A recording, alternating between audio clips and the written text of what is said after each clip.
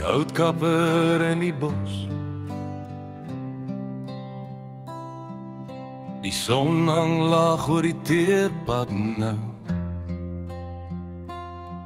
maar my kop draai terug na die oggende, na die jare 80, die stof en die hitte, toe ons konings was met ons kaalvoetstritte. Ek onthou die reuk van die reën op die grond, toe vryheid nog proe soos 'n vrug in die mond. Geen heininge, geen mure, net die vlakte wat roep, en ouma wat koffie drink op die stoep. Oh, neem my terug na die damse wal, waar ons lag en ons skree en die water laat val,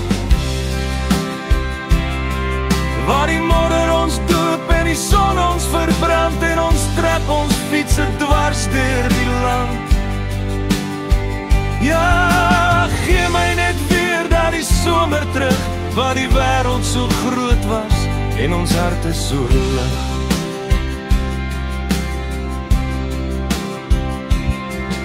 Ek voel nog die mik van die ketty se vurk, die blikkies wat hop met 'n harde klink. Ons was jagters van niks in die veld se gras, net seuns wat wou kyk hoe die wêreld pas,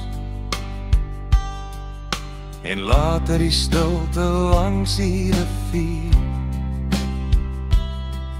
met 'n visstok in die hand en 'n stukkie pap.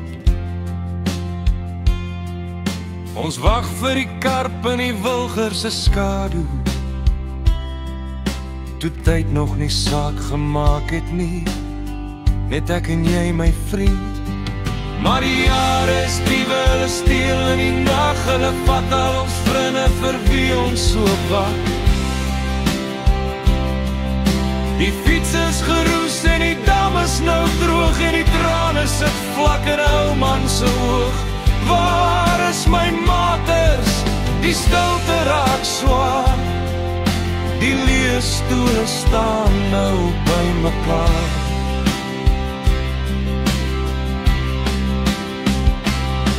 Dit word koud in die aand en die wind waai los, want die houtkapper loop nou diep in ons bos. Ja, die houtkapper kap en sy byl is koud, hy soek na die bome, die sterk is die hout. Hoor hoe kraak dit in die stilte, hoor hoe dreun die knal.